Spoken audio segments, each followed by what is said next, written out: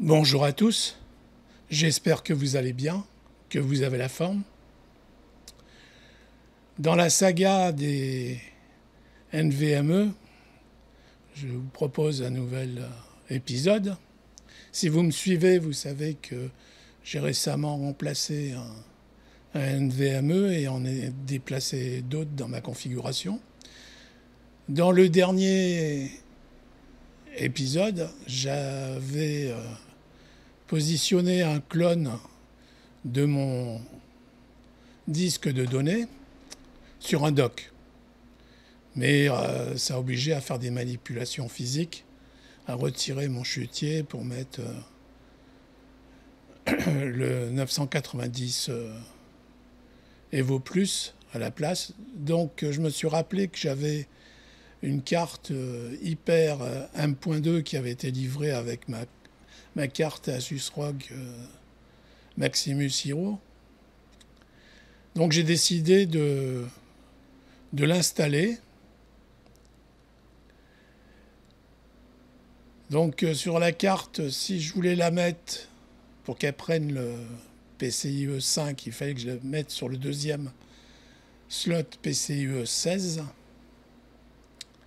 Mais avec ma carte graphique, c'était pas possible, elle est trop grosse.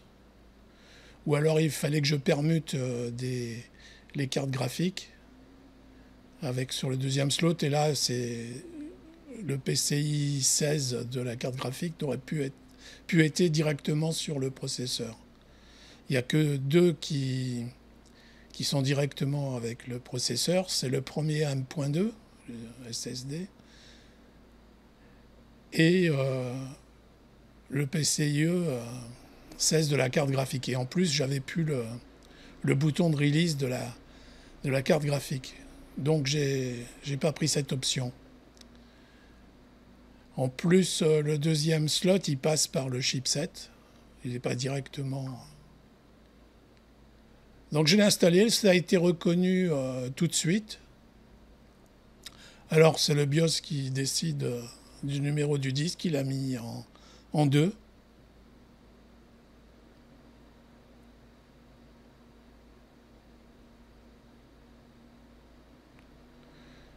Donc pas de problème, hein, je l'ai installé, je vous ai fait grâce de l'installation. Alors vous avez vu qu'il y avait de la poussière, mais je m'en suis aperçu au moment où j'ai vu la vidéo. Donc le Swiffer et la soufflette ont fait le travail. Donc vous voyez, comme j'ai que des disques dans le système qui sont Samsung, je peux le voir avec Magician. Donc tout est bon, ça chauffe pas.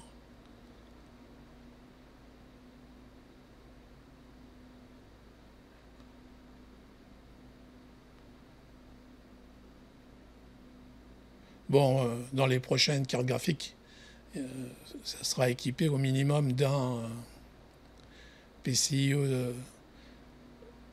5.0 pour le NVMe, mais ce n'est pas mon cas. Hein. Il y a certaines cartes graphiques qui l'ont déjà, cartes mères qui l'ont déjà. Et dans le haut de gamme des cartes mères, des fois il y en a jusqu'à 3 ou 4.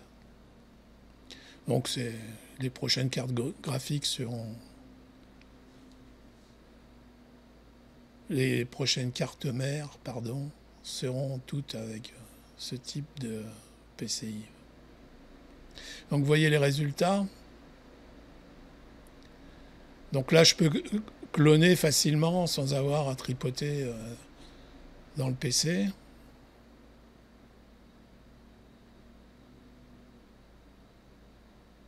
Donc ma prochaine carte mère, elle aura plusieurs PCIe 5.0.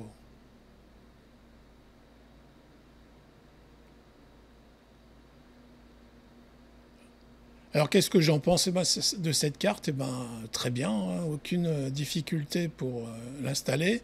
En plus, maintenant, si je veux, je peux en rajouter un deuxième NVMe sur cette carte.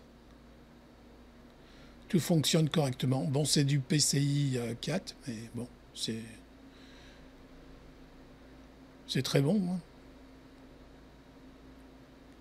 Puis même peut-être les cartes mères prochaines auront du PCI 6 ou plus.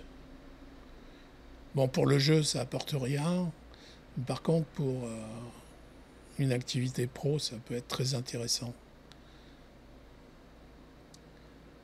Donc voilà, ma solution, j'en suis content.